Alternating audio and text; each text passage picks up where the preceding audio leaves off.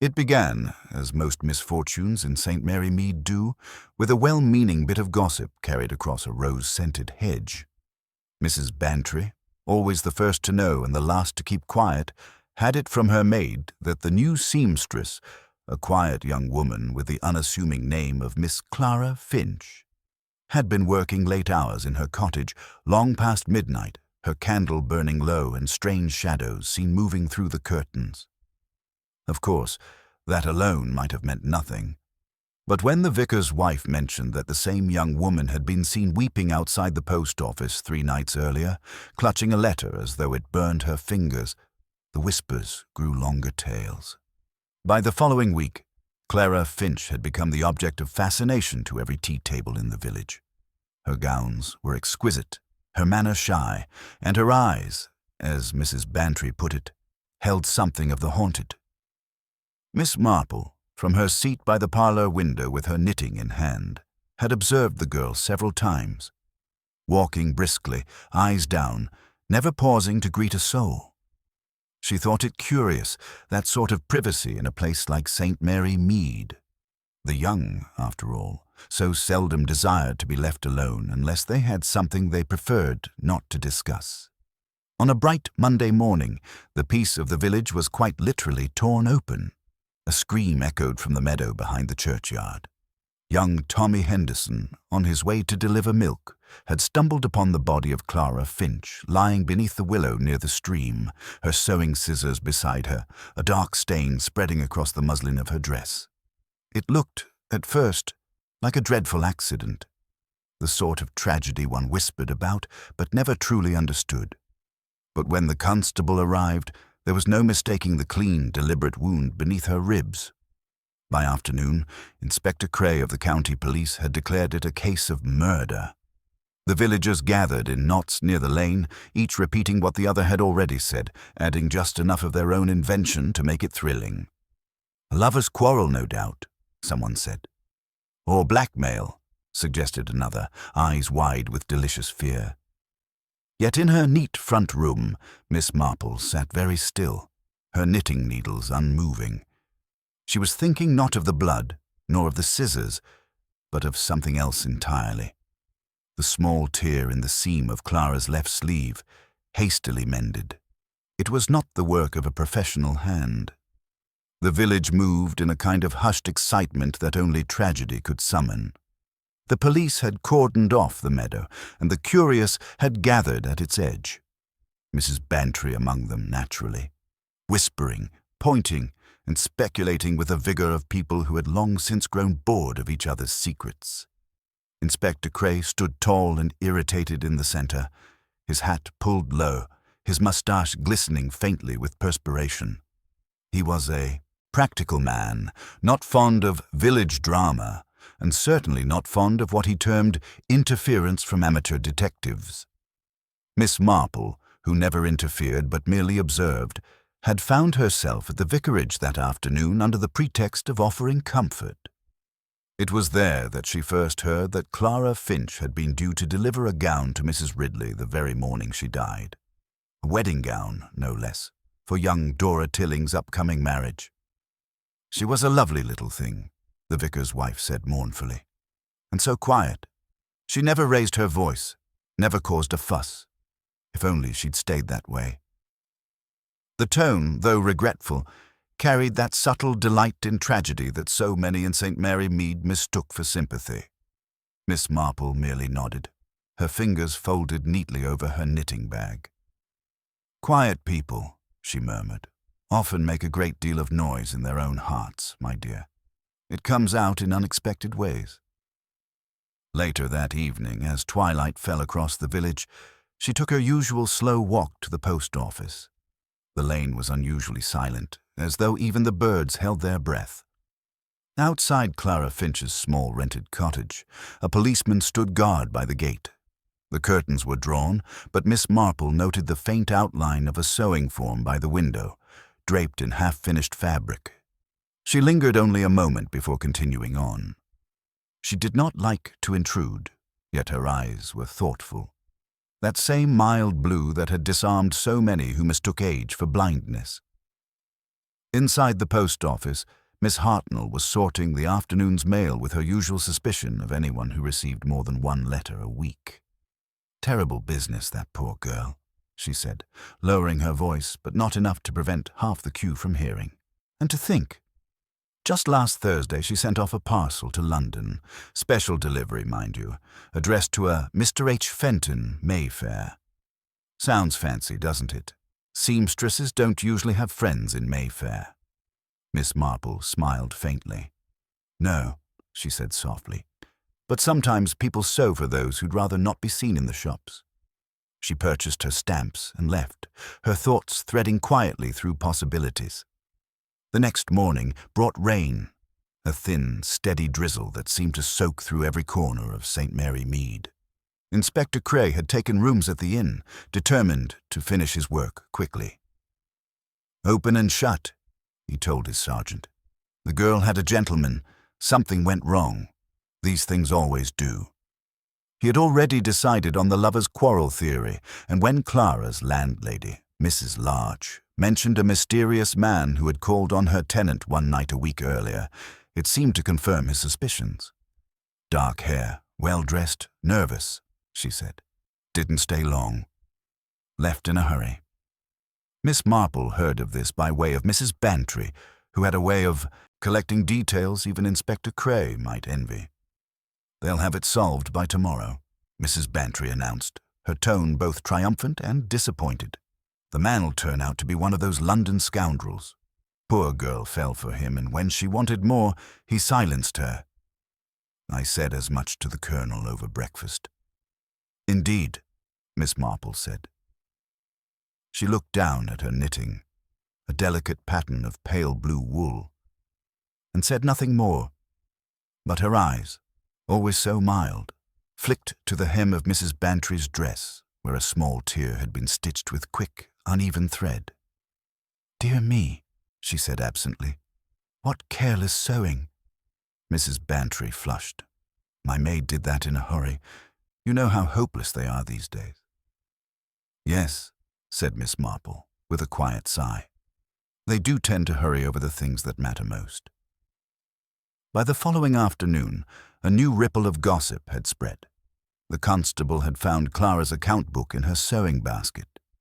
Several entries bore the initials H.F., beside large sums paid in cash.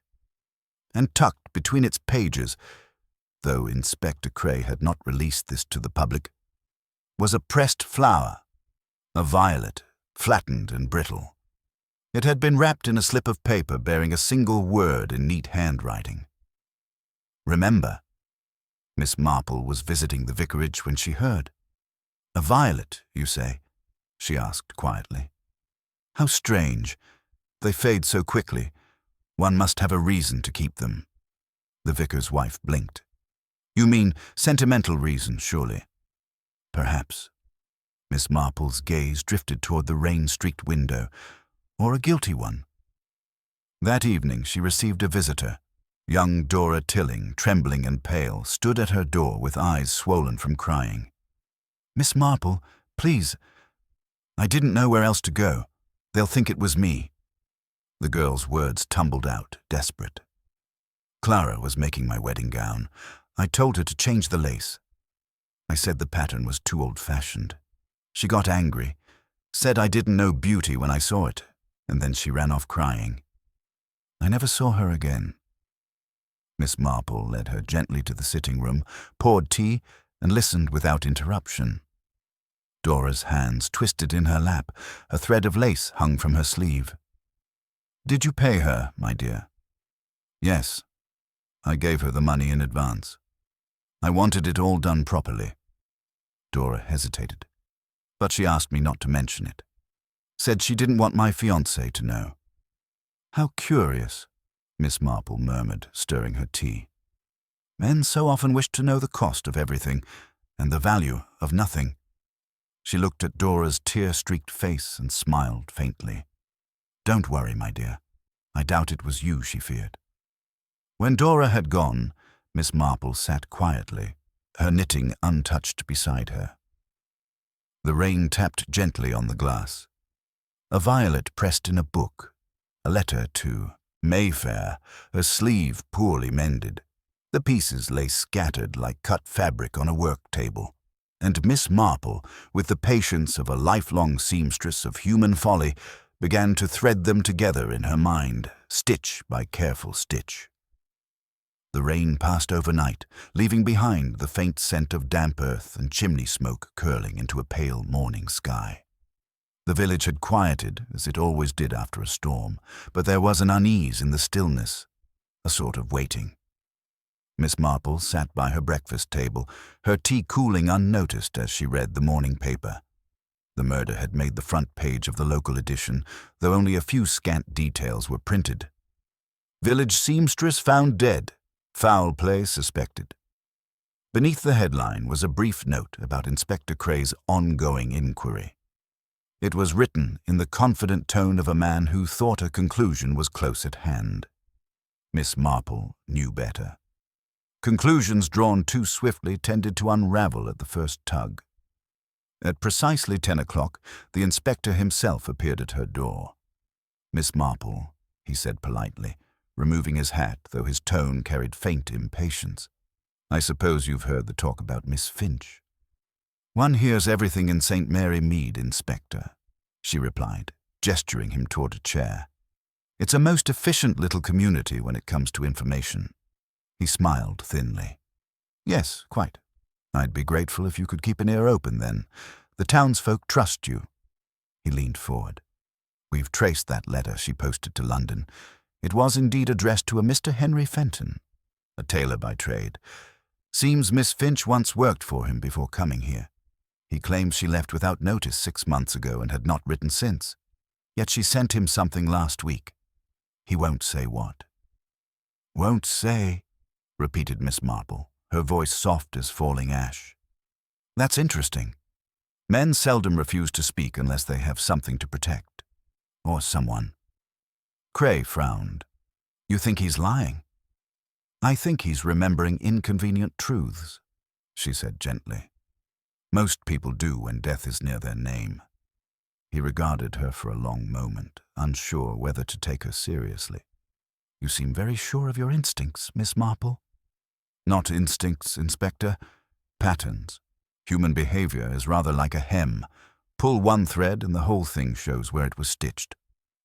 He chuckled despite himself, stood and thanked her for her time. She merely smiled and watched him go. When the door closed, she returned to her knitting, but her eyes were distant, following the trail of her own quiet deductions. Later that afternoon, she called upon Mrs. Larch, the landlady. The woman lived above the small cottage Clara had rented, and her sitting room smelled of lavender polish and starch. "Terrible business," Mrs. Larch sighed, twisting a handkerchief in her plump hands. "I told her she should mind her own affairs.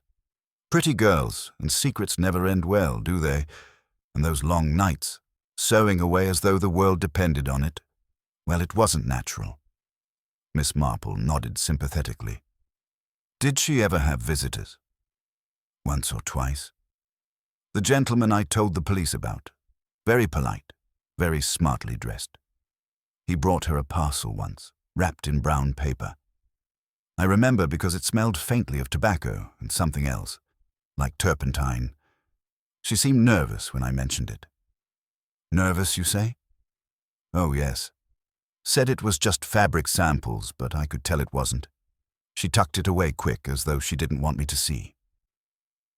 When Miss Marple left the cottage, she paused by the little garden gate. A few violets grew there, their petals bruised by the rain. She bent down, brushing one lightly with her fingers, her expression unreadable. That evening, she received another visitor. Inspector Cray again, this time with a troubled look. "We've just come from examining the parcel Fenton mentioned," he said abruptly. "It arrived back in London unopened, postmarked from St. Mary Mead. Inside were a few torn sketches of gowns and an empty envelope addressed to Miss Finch herself. No note, nothing else. I'd call it nonsense, except—" He hesitated. "Except the sketches were drawn in ink, mixed with something, perhaps dye or paint. Forensic fellows say it's the kind used in tailoring shops, the same type found on her hands. Then she was working, Miss Marple said simply. Yes, but on what? On the truth, perhaps, she murmured. It's a delicate material, tears easily when handled by rough fingers. He looked baffled, muttered a curt farewell, and departed. When he was gone, Miss Marple sat long into the evening, her lamplight glinting on her spectacles. She recalled Clara's neat posture at church, the small pin she wore shaped like a thimble. A gift, perhaps. People often gave tokens to those who mended what they could not fix themselves. Miss Marple found herself thinking of Dora Tilling's wedding gown again, of the lace Clara refused to alter. Old-fashioned, Dora had called it. But old things, Miss Marple thought, often hid stories new minds failed to see. The next morning she paid Dora another visit. The girl looked pale and restless, sitting amid bolts of satin and ribbons she no longer seemed to care for. Miss Marple, they've been questioning Henry. My fiancé. He's furious, says they've no right to drag him into it. And yet, said Miss Marple mildly, his name does come up rather often, doesn't it? Dora's eyes filled with tears. He only went to see Clara once, to check on the gown. I didn't even know until after. She said she wanted to show him something about the fit. Some detail she couldn't explain in a letter. Miss Marple leaned forward slightly. And did he mention what she showed him? Dora shook her head, whispering. No, he told me never to bring her up again. Miss Marple's hands folded neatly in her lap.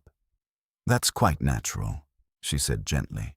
Men often dislike being reminded of their mistakes, especially when those mistakes can sew themselves into wedding gowns. As she walked home, the sun dipped low over the hedgerows, casting long golden fingers across the lane. The church bells tolled 6, their echo soft and hollow.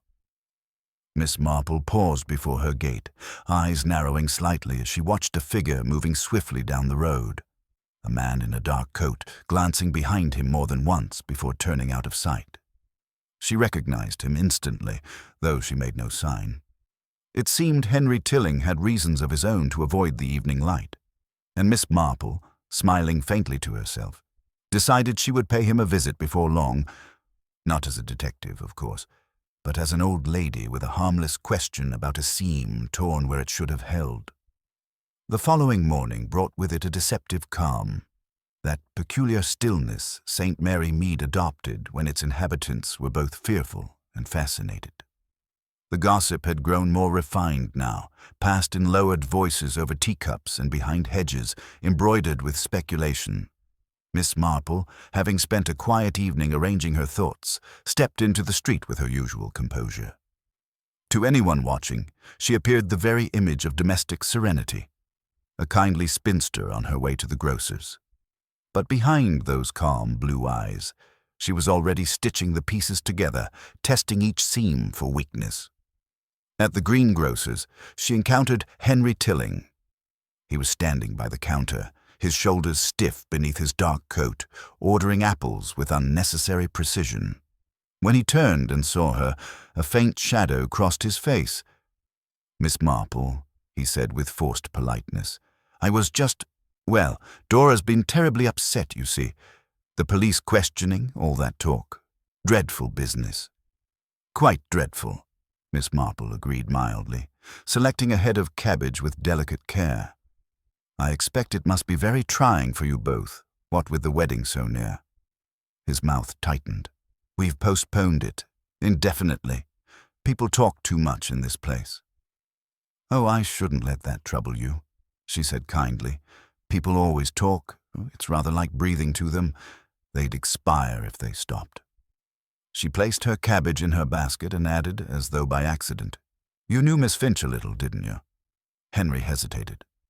Only through the gown, nothing more. Ah, she murmured.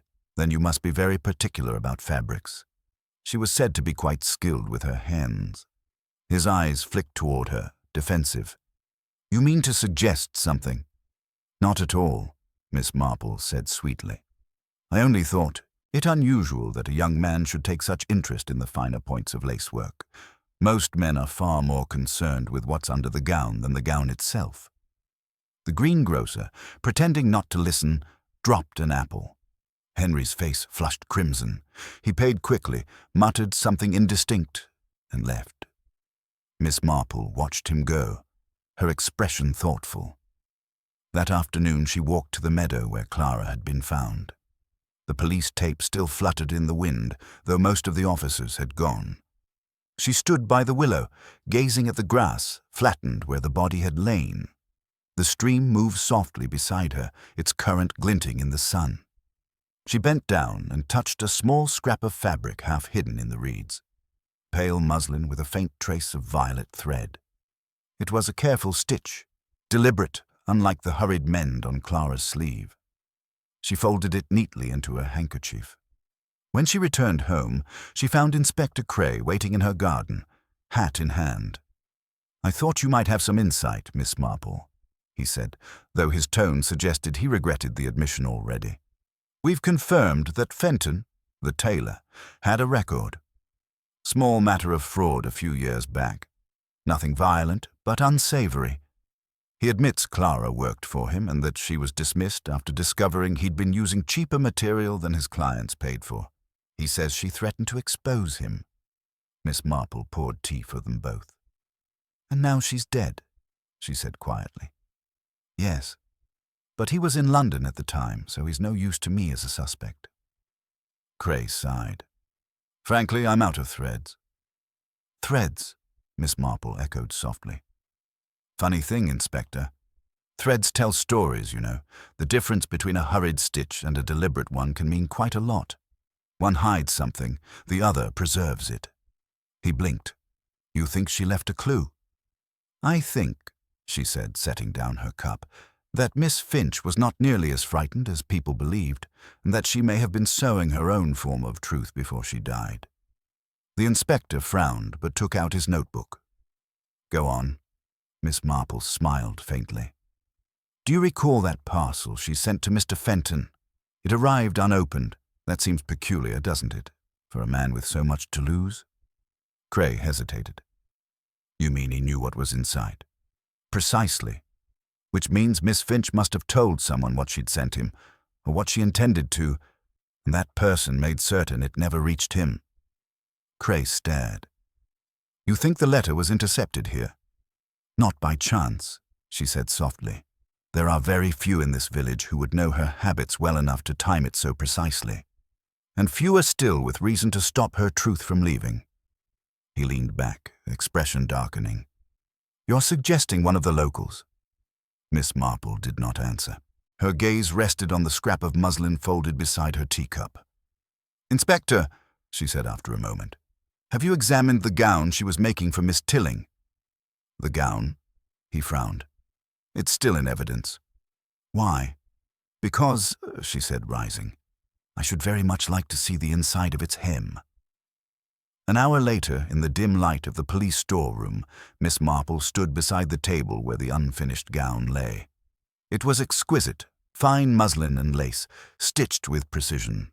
But her eyes went not to the fabric itself, but to a faint irregularity near the lining. "There," she said softly, pointing with her knitting needle. "Do you see that? The thread changes shade, from ivory to violet." She hid something there. Cray fetched a pair of scissors, his hands suddenly careful. With slow precision, he cut the seam open. Inside, folded neatly, was a small slip of paper. Yellowed, smudged faintly with dye. Written in careful hand were 4 words.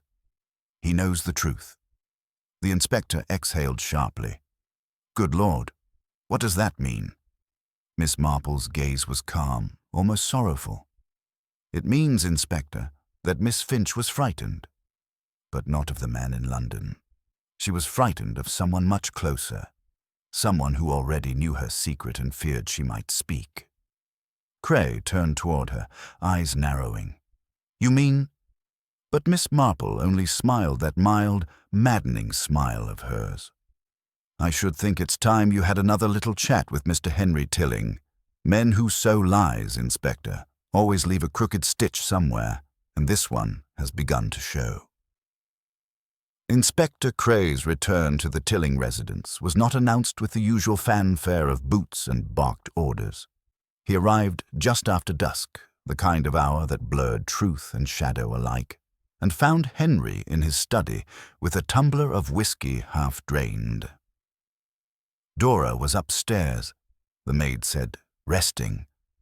The word carried a brittle edge, as though the household itself had begun to splinter beneath the strain. Henry greeted the inspector with a forced steadiness that fooled no one. "I've already told you everything," he said, his voice clipped. "I barely knew the girl." Cray's tone was mild, but firm. "You'll forgive me, Mr. Tilling, but I must ask you to repeat yourself. Sometimes the smallest thread missed can unravel the whole cloth, if you take my meaning." Henry's hand tightened around the glass. "You're wasting your time." "Perhaps. But Miss Finch left a message in the gown she was making for your fiancé." Cray drew out the folded scrap of paper, the violet-stained edge still faintly visible. 4 words. "He knows the truth." Rather ominous, wouldn't you say? Henry's face drained of color. For a moment, only the faint ticking of the mantel clock filled the silence. Then he forced a laugh, brittle, rehearsed. Superstitious nonsense. She was emotional. Women like that, interrupted Cray quietly, don't usually sew warnings into hems unless they have good reason. He watched Henry closely. "Did you visit Miss Finch the evening before she died?" The pause that followed was all the answer he needed. When Cray left 20 minutes later, he found Miss Marple waiting in the lane, as though she had been expecting him. Her shawl was wrapped neatly about her shoulders, and the glow from the nearby street lamp caught the faint sparkle of her spectacles.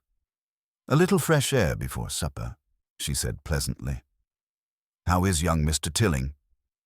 "Agitated," Cray muttered. "He denies everything, of course, but I'd wager he's hiding something. If I could only find what bound him to the girl." Miss Marple smiled faintly. "Ah, but that's just the thing, Inspector. Some bindings are invisible. Sewn not in cloth, but in guilt. I shouldn't be surprised if the connection between them were a matter of moral fabric rather than romance." He frowned. "Meaning that young Mr. Tilling may have known Miss Finch from before she ever set foot in St. Mary Mead." The inspector turned sharply. "Before?" Miss Marple nodded. "Mr. Fenton, the tailor in London. He didn't work alone, you know. He had clients, many of whom were of a certain standing. If I were you, I might ask whether Mr. Tilling ever ordered a suit from him." Cray blinked, then swore softly. "By God, if she discovered something about his dealings with Fenton—" "Quite so," she said, her voice barely above the hum of crickets. "And if she threatened to expose him, the motive becomes clear." The inspector set off at once to wire London for records. Miss Marple walked home unhurriedly, her knitting bag swinging gently at her side. There was no satisfaction in her expression, only a kind of quiet sorrow. Human nature, she reflected, was rather like cloth. It wore thin where strained too long and tore most often where pride was stitched too tightly. The next day, the truth began to unspool. Fenton's reply came by telegram. "Henry Tilling, former client. Outstanding debt settled discreetly by Miss C. Finch. Threatened exposure over fraudulent materials." That single message transformed speculation into certainty. Inspector Cray wasted no time. He returned to the Tilling residence once more, this time with a constable in tow. Dora met them at the door, her face pale and drawn. "He's gone," she whispered. "I woke this morning and he wasn't here. His suitcase is missing." "Gone?" Cray repeated sharply. "Did he leave a note?" She handed him a single folded paper, shaking. The handwriting was jagged, hurried. "I can't face what's coming. Tell them it was an accident. I never meant—" The final words trailed off mid-line. Within the hour, the search began. The villagers whispered from behind their curtains as policemen combed the lanes and fields. By mid-afternoon they found him, not far from the old mill stream where Clara Finch's body had been discovered. He was sitting on the embankment, soaked, shivering, his face a hollow map of ruin. When Cray approached, Henry didn't resist. "I only meant to frighten her," he said hoarsely. "She threatened to go to the papers about Fenton. Said my name was on the invoices. I couldn't let her. It would have ruined everything. Dora's family, the wedding, my future." His voice broke. She stumbled when I grabbed her arm. The scissors were in her hand. I didn't even see. Cray's face was grim. "You left her there." Henry buried his head in his hands. "I thought she was already gone. I didn't mean, God help me, I didn't mean." By evening, the village knew. Mrs. Bantry told the butcher, who told the grocer, who told the milkman, who told nearly everyone else. It was a tragic story, they said. A fine young man ruined by a moment's folly. But Miss Marple, standing quietly by her garden gate as the sun dipped below the rooftops, knew better. Folly, she thought, was seldom momentary. It was stitched deep, a pattern repeating itself across generations of pride and fear. Inspector Cray called upon her that night, weary but grateful. "You were right again, Miss Marple. Without that note in the hymn, I might never have seen it clearly." She shook her head gently. "No, Inspector. You'd have seen it soon enough. Men like Mr. Tilling are always betrayed by the very things they try to conceal. Lies fray under pressure. You can always tell by the edges." He smiled faintly. "Still, you've an uncanny way of knowing where to look." "It's only observation," she said, her eyes soft. "People and garments alike reveal their makers if you take the time to turn them inside out." As the inspector departed, the church bell tolled across the sleeping village, slow and solemn. Miss Marple lingered by her window, watching the mist rise from the meadows where the truth had at last been uncovered. Somewhere, faintly, she thought she heard the rustle of a needle through cloth, the last stitch drawn tight, the seam closed for good.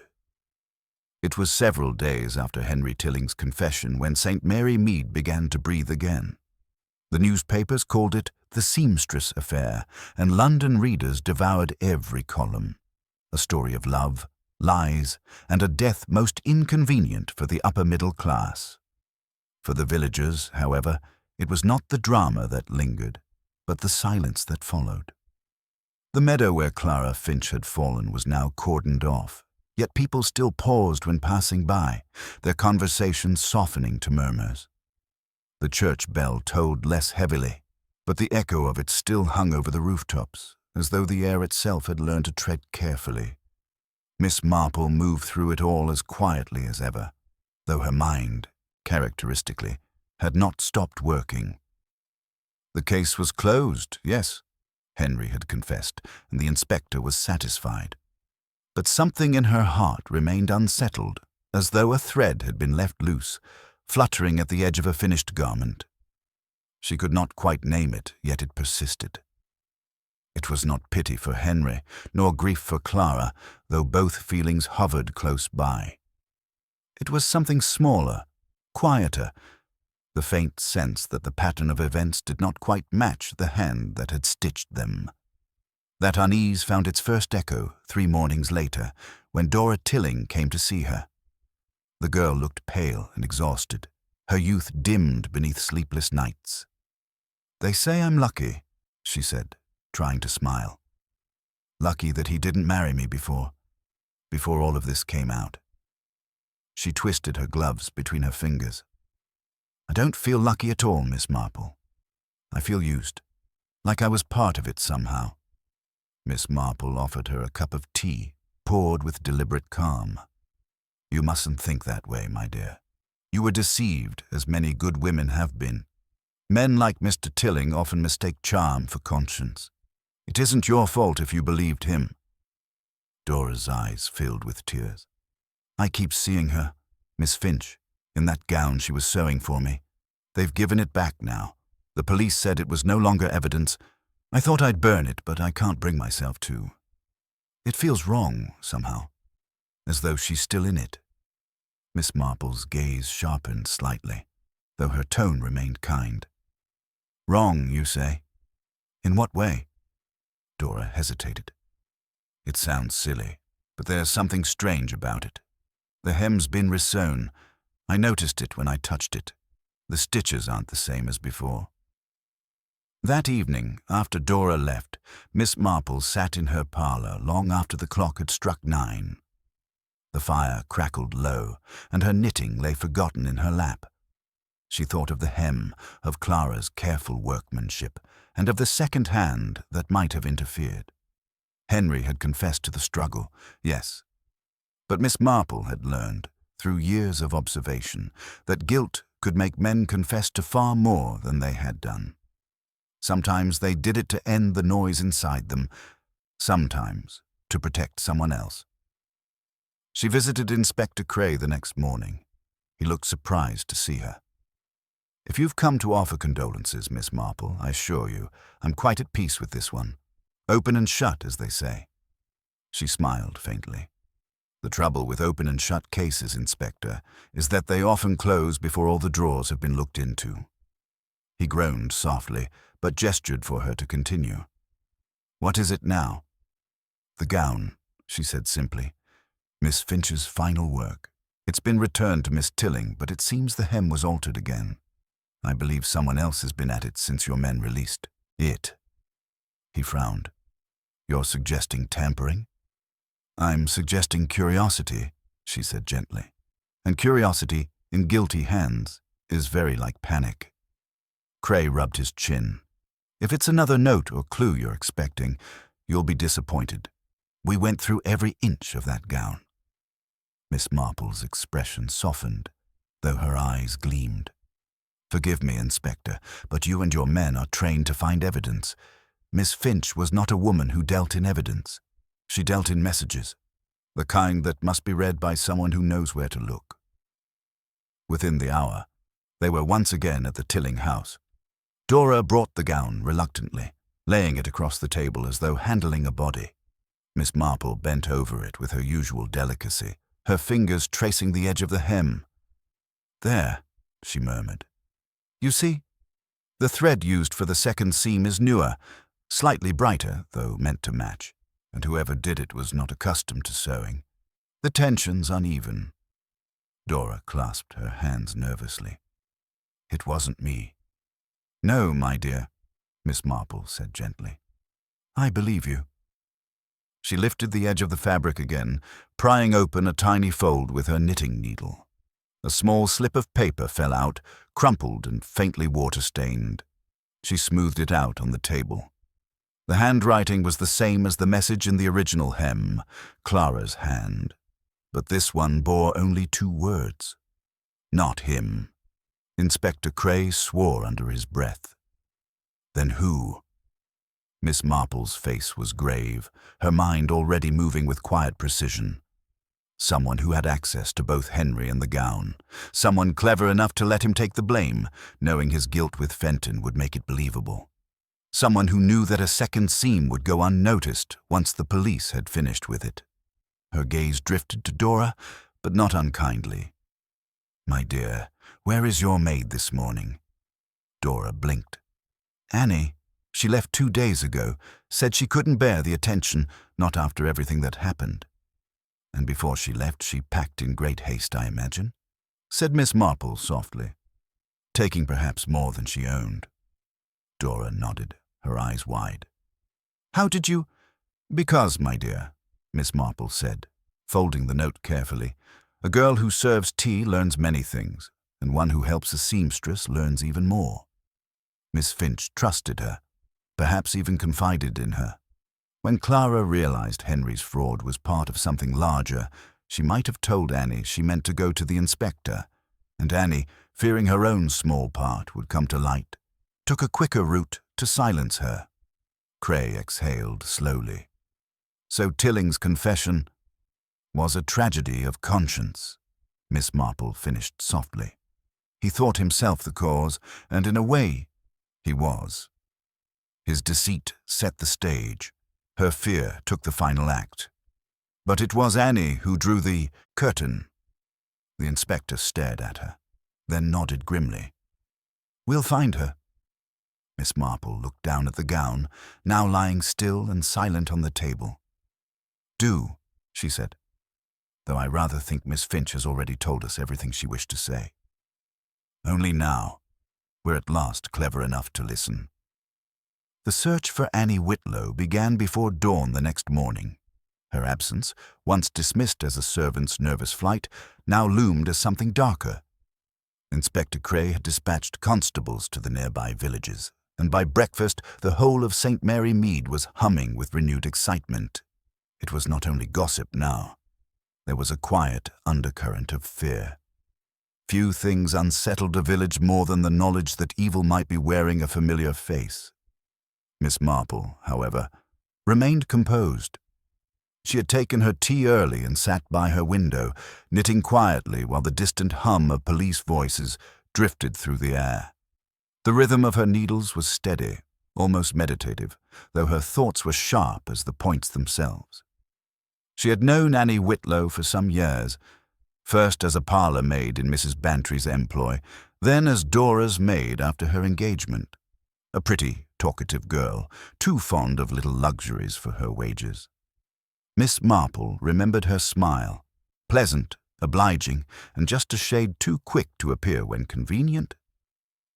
By mid-morning, Inspector Cray appeared at Miss Marple's door, his expression harried. "We've traced her to Market Bellingham," he said, removing his hat. "She took a room there 2 nights ago under her own name. The innkeeper says she left early this morning, paid in cash. No forwarding address, of course." Miss Marple offered him a seat and poured tea. "Then she hasn't gone far. People seldom do when they're frightened. The world beyond the next parish always seems more dangerous than the sin behind them." Cray sighed. "She's clever, I'll give her that. But I can't fathom why she'd go back to the gown after the police had cleared it. Why risk exposing herself? She went back for the same reason all guilty people return to their handiwork," Miss Marple said softly. "She wanted to be sure she'd left no mark behind. But she did, Inspector. Quite literally. Her sewing betrayed her." He frowned. "You think she meant to remove the first note?" "Precisely. When she saw that Clara's message in the hem might lead to her, she resewed it to divert suspicion. The words, 'not him,' were her attempt to confuse matters further, to make us question what was already proven." Cray rubbed his temples. "Then she's desperate." "Yes," Miss Marple replied. "And desperation, like thread, weakens when pulled too tightly." By late afternoon, word came from a constable stationed near the railway. A ticket clerk had recognized the description, a young woman in a dark blue coat, hands trembling as she purchased a single fare to London. Cray left at once, but Miss Marple, ever unhurried, simply wrapped her shawl around her shoulders and walked to the vicarage. She had no intention of chasing Annie Whitlow across the county. She knew the girl would not make it far. The vicar's wife met her at the gate, breathless with excitement. "Oh, Miss Marple, have you heard? They found a suitcase in the churchyard shed. Belonging to Annie. The verger says it was hidden behind the old hymnals. The police are on their way." Miss Marple's eyes brightened with quiet comprehension. "Ah, then we shan't need to chase her after all." When Inspector Cray arrived, the suitcase lay open on the vicar's table. Inside were a few dresses, a silver hairbrush, and a small envelope sealed with wax. Cray broke it open carefully. Inside was a note, written in a hurried, uneven hand. She wouldn't listen. She said she'd tell. I only meant to stop her mouth. I didn't mean... Miss Marple closed her eyes briefly. "The same words Henry Tilling used," she murmured. "But truer, I think." Cray nodded grimly. "There's no doubt now. She'll hang for it if we find her." Miss Marple shook her head. "I doubt it will come to that. Guilt like hers seldom survives long enough for the gallows. She'll be found, I expect." not far from where she thinks she's escaped. And indeed, 2 days later, Annie Whitlow was discovered in a disused mill outside Bellingham. She had taken a small vial from the apothecary's, her farewell scrawled in the margin of a prayer book. The village received the news with a mixture of relief and shame. "Such a pity," Mrs. Bantry said over tea. "She was a silly girl, but no monster.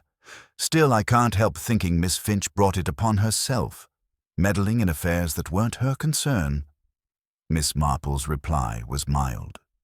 "Yes, dear, though I've always found that those who mend the tears in others' lives are the ones most likely to be pricked by the needle." In the days that followed, St. Mary Mead returned to its tranquil rhythm, as it always did after tragedy. The gossip thinned, the scandal folded neatly away like old linen. Yet for Miss Marple, the memory lingered. She thought often of Clara Finch, her quiet dignity, her careful craft, her fatal insistence on truth. There was something profoundly lonely about the girl's courage, something that struck a chord in the elderly observer who had seen so many forms of fear disguised as propriety. One evening, as twilight bled softly over the hedgerows, Inspector Cray stopped by for a final word before closing the file. "It's done now," he said. "We'll file it as manslaughter. Poor fool of a maid. I only wish we'd seen it sooner." Miss Marple looked up from her knitting. "Oh, you saw quite enough, Inspector. Only you saw it from the outside. These little domestic tragedies. They're like embroidery, you know. From the back, all knots and tangles, but from the front, a clear picture. One must turn the cloth around to see it properly." He smiled faintly, shaking his head. "I don't know how you do it, Miss Marple." "Observation," she said simply, tying off her final stitch. "People reveal themselves in the smallest seams, in how they speak, how they fear, how they try to hide the truth in plain sight. It's all there, if one only looks." When he left, Miss Marple sat in the growing dusk, her work complete. The finished piece, a small, delicate tablecloth stitched with violets, lay folded on her lap. She touched the embroidery gently, thinking of Clara's violet thread, of the warning sewn in silence, and of the lie unpicked at last. The air outside was still, the village peaceful once more, and somewhere in the distance the faintest hum of a sewing machine seemed to rise and fade. The echo of a seamstress who had stitched her truth too late, yet well enough to be remembered. It was several weeks before the shadow of the seamstress affair began to fade from St. Mary Mead, though even then it lingered like a scent in old fabric. Faint, but never truly gone. The meadow had grown over again. The wild flowers returned where the grass had been trampled flat. The church bell resumed its gentle rhythm, the milkman his whistling, and yet the villagers could not quite forget that one of their own had carried death so quietly in her pocket. To them it was a story already sealed and folded away. But to Miss Marple, who never mistook the closing of a file for the end of a story, something about it continued to stir in the corners of her mind like a loose thread left untrimmed. It was not doubt, not exactly. Henry Tilling's guilt, Annie Whitlow's despair, Clara Finch's courage, all had played their parts and met their ends. But human nature, Miss Marple knew, rarely confined itself so neatly. Every crime, like every pattern, revealed smaller, hidden stitches beneath the surface. Motives layered one upon another, truths disguised as sentiment. And lately, she had noticed a curious unease among the villagers, as though something unfinished had begun to whisper again beneath the calm. That whisper found its voice one rainy afternoon when Mrs. Bantry arrived unannounced, her hat dripping and her voice vibrating with importance. "My dear Jane, you'll never guess. Dora Tilling has left the village, packed up and gone, without so much as a word to anyone. The vicar's wife saw her boarding the morning coach to London with 2 heavy trunks. I can't imagine what a girl like that will do alone in such a place."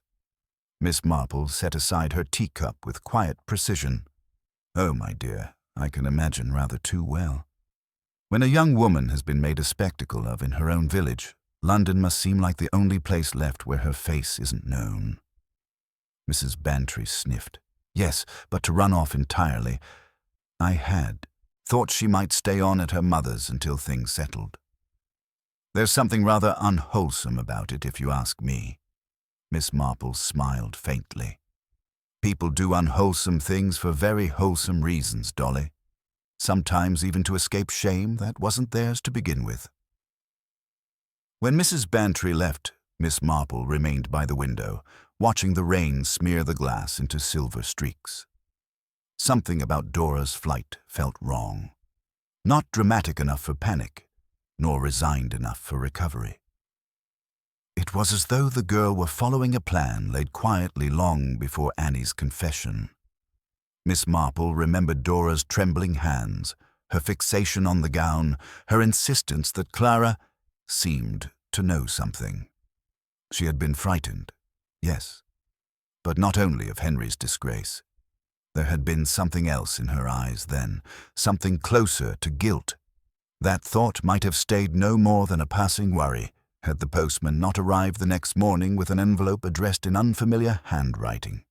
The stamp was London, the paper fine, the script carefully feminine. Inside was a short letter written in Dora Tilling's hand. Dearest Miss Marple, forgive me for leaving so suddenly, but I could not bear the eyes, nor the whispers.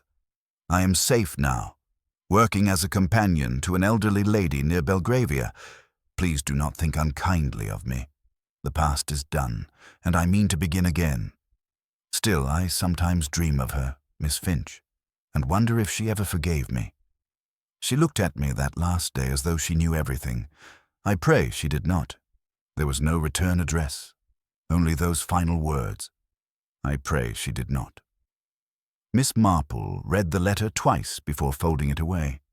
Her fingers lingered thoughtfully on the seal. Forgiveness. That was not the word of an innocent heart. It was the word of someone carrying a weight heavier than shame. Someone who had withheld something vital. She remembered the original gown, the lace Dora had called old-fashioned, which Clara had refused to alter. What if that lace had not been simply a design choice, but part of something larger? Something Dora wanted, changed not for taste, but for concealment. That afternoon, Miss Marple walked to the vicarage under her umbrella, the sky pale with drizzle.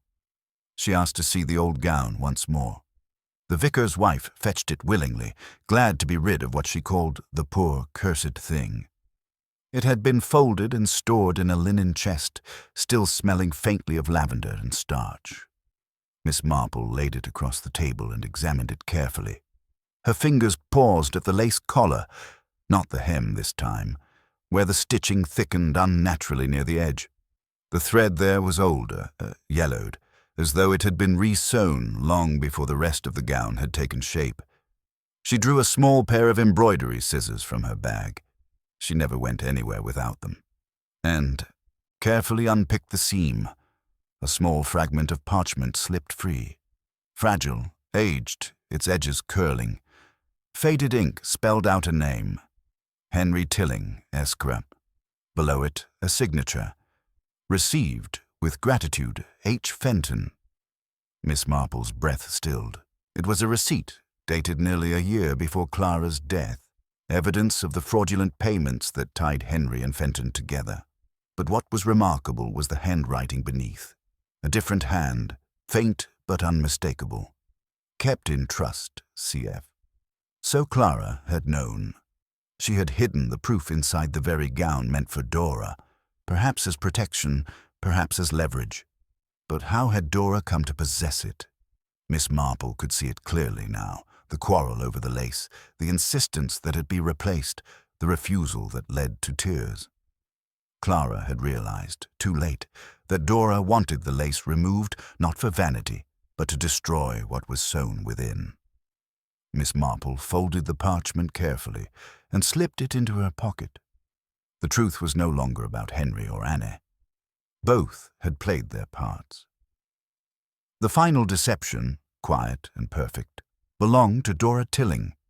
She had not left to escape gossip. She had left because guilt travels faster than reputation. That evening, as the rain deepened and the wind whispered through the trees, Miss Marple sat alone by her lamp, staring into the fire. She imagined Dora in her London room, haunted by the face of a dead seamstress and the sound of thread pulling taut. Justice, she thought, had been served, but not yet completed. Some patterns, even when unpicked, still leave their marks. And somewhere far away, in a quiet boarding room, heavy with remorse, a young woman might have felt the same tightening in her chest, as though a needle had found her heart and drawn the final stitch closed. The days shortened, and the air took on that faint chill which marked the approach of autumn in St. Mary Mead. The village appeared to have settled back into its rhythm, the clatter of bicycles on the cobbled lanes, the scent of baking from open kitchen windows, the chatter of women at the greengrocer's. Yet for Miss Marple, peace was never quite what it seemed. Beneath the calm, she sensed a restlessness, the faint pulse of something unresolved. Each evening she would sit by her window, knitting in hand, and find her thoughts returning again and again to Dora Tilling's letter. It was not the apology that troubled her. It was the tone of it, restrained and measured, as though it had been written less out of remorse and more as a form of precaution. One misty morning, a telegram arrived from Inspector Cray. It contained only 7 words. Found Fenton. Confirms girl lied. Will call soon. Miss Marple read it twice, her lips tightening just a fraction. It was not surprise, she felt, but a quiet acknowledgement, the confirmation of what she had already begun to suspect. By afternoon, Cray himself appeared, mud still on his boots from the London train. He looked both weary and intrigued. "You were right again, Miss Marple," he said without preamble. That girl, Dora Tilling, wasn't running away from disgrace at all. She'd been in touch with Fenton even before she left the village. He told me she visited him under a false name, claiming to be Clara Finch's sister, and offered him a sum of money in exchange for his silence. Miss Marple set her teacup down delicately. "Ah, and did he accept?" "He did," said Cray grimly. "But she made one mistake. She overpaid. Too much money for too little reason. He got suspicious and looked into her background. When he realized who she truly was, he came straight to us. We arrested him for his old frauds, of course, but his story fits too neatly to dismiss." Miss Marple's eyes drifted toward the window. "She was clever," she murmured, "far cleverer than anyone gave her credit for. She didn't merely wish to destroy the evidence. She meant to own it, to purchase Fenton's silence and step neatly into her new life with the proceeds of Henry's debts. I dare say she still has some of the money with her." Cray nodded slowly. "We've passed her name along to the Metropolitan Police. If she's still in London, she won't stay hidden long." But Miss Marple only smiled faintly, a gesture more melancholy than pleased. "She will, Inspector. For a time, at least. Young women who learn to keep secrets so early in life seldom reveal them easily.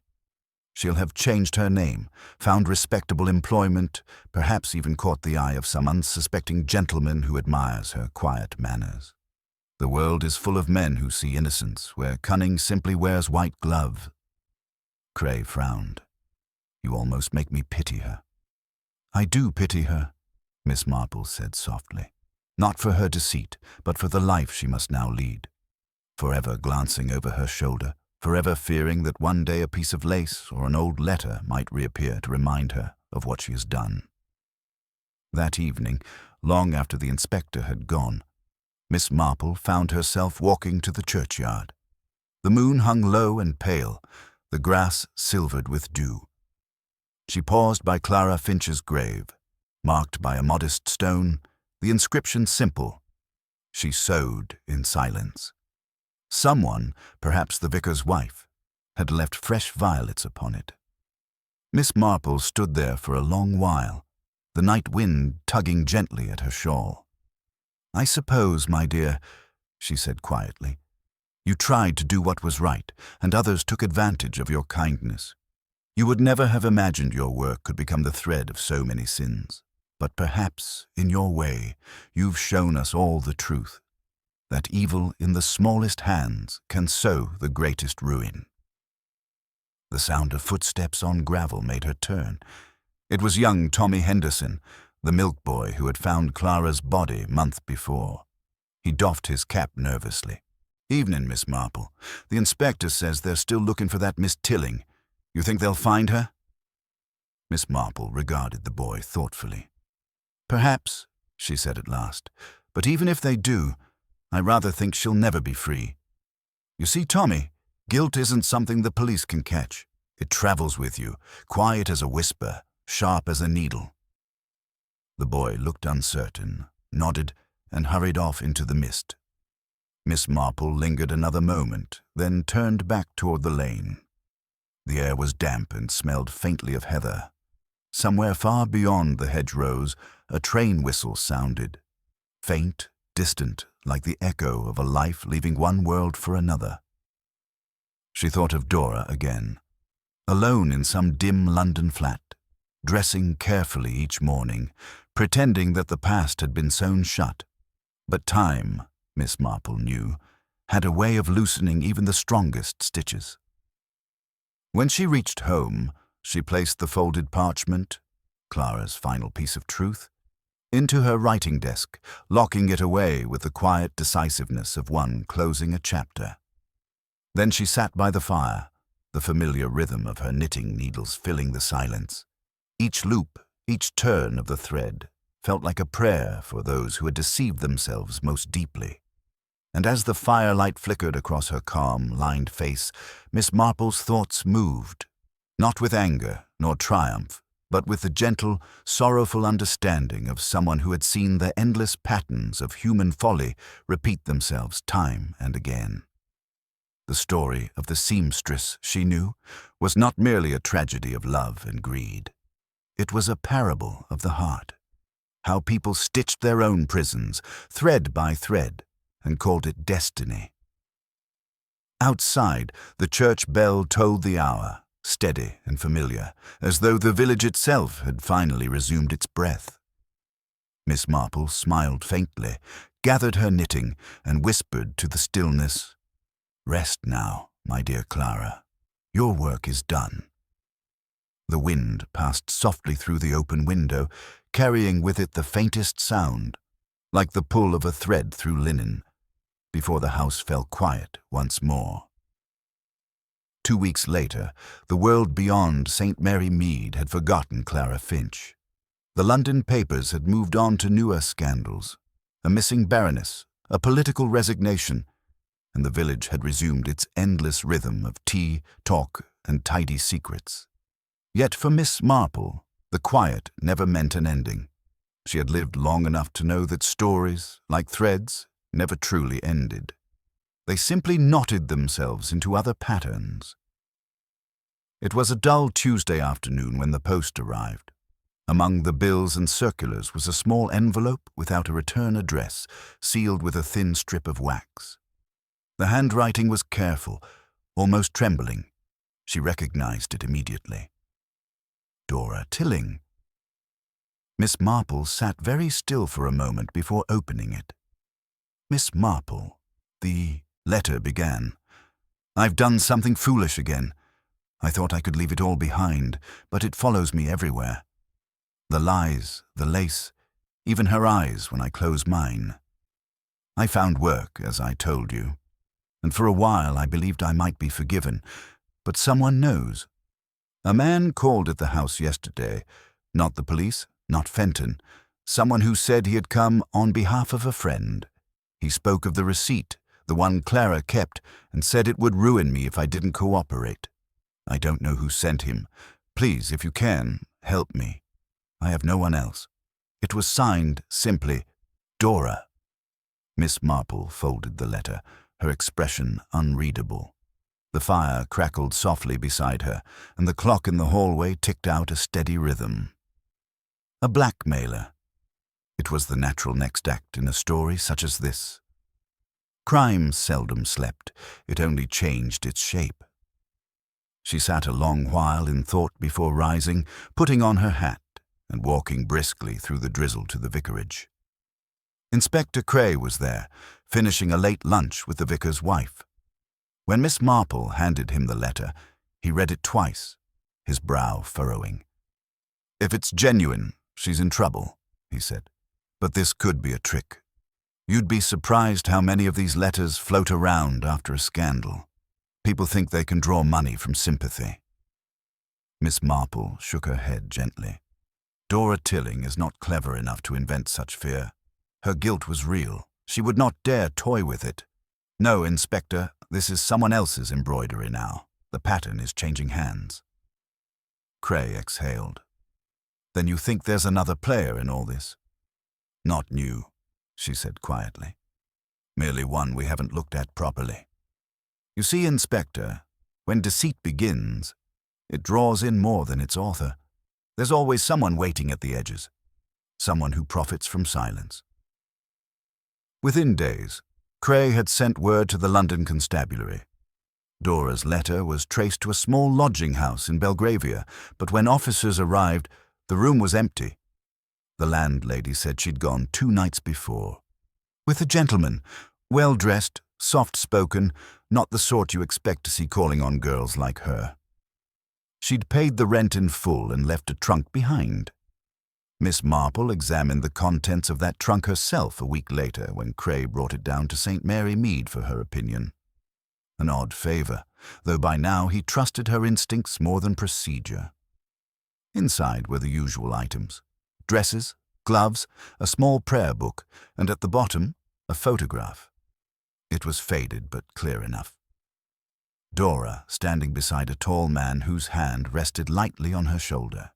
He was smiling faintly, though the eyes were cold. Miss Marple tapped the edge of the photo. "Not Henry Tilling," she said. "This is someone older. Look here, the signet ring on his hand. The initial is F." "Fenton?" Cray asked sharply. Miss Marple's eyes softened.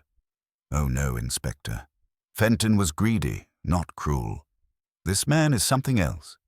Look how she leans away from him even as she smiles. That's not affection, that's debt." Over the next week, telegrams passed between London and the village. The man in the photograph was identified as Harold Fenton's associate, a former solicitor named Francis Dalrymple, struck off for fraud years ago. He had resurfaced briefly in connection with several blackmail cases, and now, it seemed, he had found a new source of profit in the wake of Clara Finch's death. But before any warrant could be served, Dalrymple vanished, and with him, Dora Tilling. For several days, Miss Marple slept poorly. She dreamed of Clara's violets crushed underfoot, of lace unravelling endlessly between her fingers. Then, one evening, as she sat by the hearth, a knock came at the door. It was Cray again, looking pale. "They've found them," he said quietly. "A farmhouse outside Guildford. Dalrymple shot, revolver beside him. Dora alive, barely. She's been asking for you." Miss Marple went at once. The journey through the dark countryside was long, the air damp and heavy with the scent of rain. At the hospital, she found Dora pale and trembling beneath the blankets, her once pretty face hollowed by fear. When she saw Miss Marple, tears welled in her eyes. "I didn't mean for it to go so far," she whispered. "He said he'd take care of me, that he'd burn the papers. But he wanted more, money, favours, and when I refused, he said he'd tell the police everything. I only meant to frighten him. The gun went off when he grabbed me." Miss Marple sat beside her, taking her cold hand. "My dear," she said softly, "the truth always waits its turn. You can't hide from it forever, but you can choose how you meet it." Dora wept quietly, her tears soaking the linen. "Will they hang me?" "No," Miss Marple murmured. "Not for defending yourself, but the punishment of the mind is often longer than that of the law." Later, as dawn crept through the window, Miss Marple stood at the foot of the bed watching the faint rise and fall of Dora's chest. The circle had closed at last. Deceit leading to guilt, guilt to fear, fear to destruction. All because one woman had tried to stitch honesty into the fabric of other people's lies. Outside, the first light touched the horizon, pale as unbleached cotton. Miss Marple turned away, her expression calm but heavy with understanding. It was always the same, she thought. No crime ever stayed buried. Sooner or later, the thread always found its way back to the beginning. The morning after Dora's confession broke grey and cold, the kind of morning that seemed to drain colour from even the most steadfast souls. The hospital corridors were quiet except for the soft rhythm of footsteps and the distant hum of rain against the windows. Miss Marple had stayed longer than she meant, sitting by the bedside until the nurse insisted she rest. She left only when Dora finally slept, her breath shallow but steady, a small rise and fall that seemed almost too fragile for the weight of what she had carried. Inspector Cray was waiting outside her room, his coat damp, his face drawn. "She'll live," he said quietly. "The doctor says she's lucky." The shot grazed her arm, but the shock nearly finished her. As for Dalrymple, there's no doubt he meant to use her. The revolver had his prints, his papers had names. Half the people he's extorted over the years. Miss Marple nodded slowly. Blackmailers always overestimate their own cleverness. They forget that fear can turn even their prey into danger. He gave her a searching look. "You don't seem surprised by any of this." "Not surprised," she said softly, "only saddened. It began with vanity, Inspector.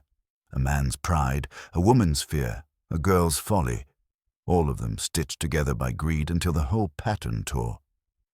Cray sighed and rubbed the bridge of his nose. "Well, the Crown will take care of it now. Miss Tilling will have to answer for her part, though I don't expect she'll face the gallows. She's broken, poor thing. I doubt she'll ever recover herself." Miss Marple looked out the window, her eyes following the slow drip of rain. "Perhaps not. But sometimes, Inspector, it's not recovery one needs. Only peace. Even the most restless spirit must stop struggling before it can rest." When she returned to St. Mary Mead that evening, the village was shrouded in fog. Lamps glowed dimly through the mist, and the cobblestones gleamed like wet silk. Mrs. Bantry was waiting at her gate, eager for news. "Oh, Jane, do tell me, is it true what they're saying? That the London man is dead and the Tilling girl nearly so? My maid heard from the postman that it was all murder and madness."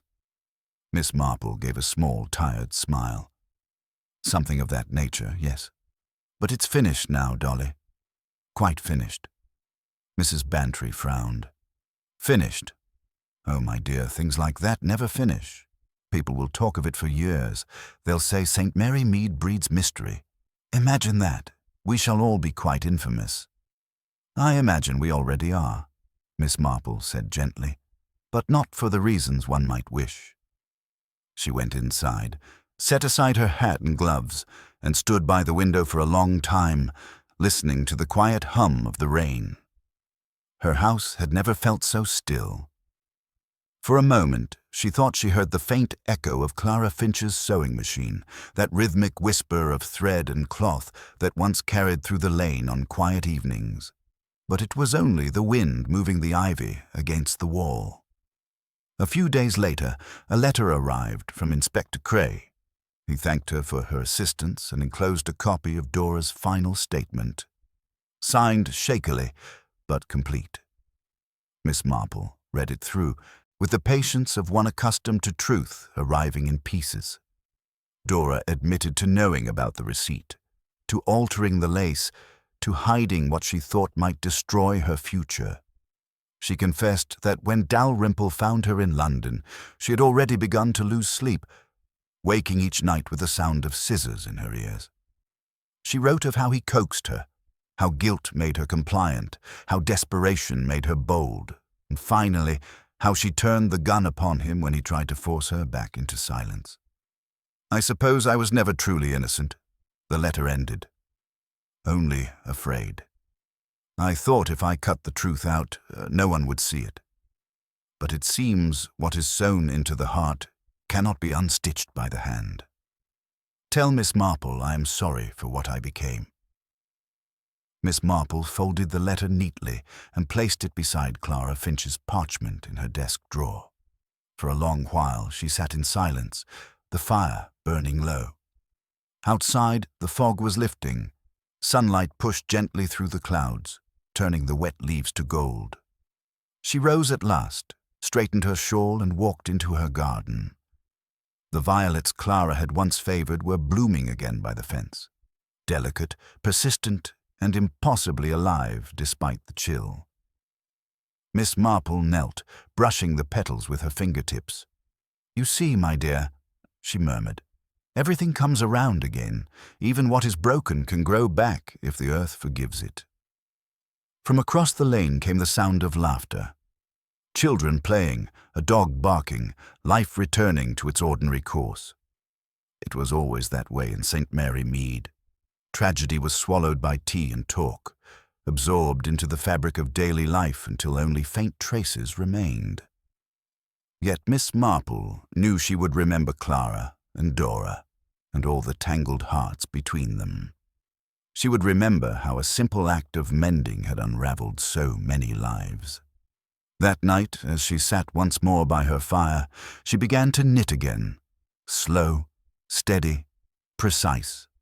Each movement of the needles felt like a small defiance against the chaos of the world. She thought of Inspector Cray, of Mrs. Bantry's gossip, of the village that would soon find a new topic for its whispers. And she thought, too, of the lesson that every crime, every secret, seemed to teach anew, that the smallest lies were often the ones that cost the most to keep. When she finished her row, she set down the needles and looked toward the window. The moon hung low over the rooftops, soft and serene. Somewhere, a nightingale sang, faint, uncertain, but clear. Miss Marple smiled, a quiet, knowing smile, and whispered, "Good night, Clara." Then she closed her eyes and for the first time in many weeks, slept without dreams. The following Sunday, St. Mary Mead stood washed in sunlight, its hedgerows bright with dew, its air full of the hum of bees and distant church bells.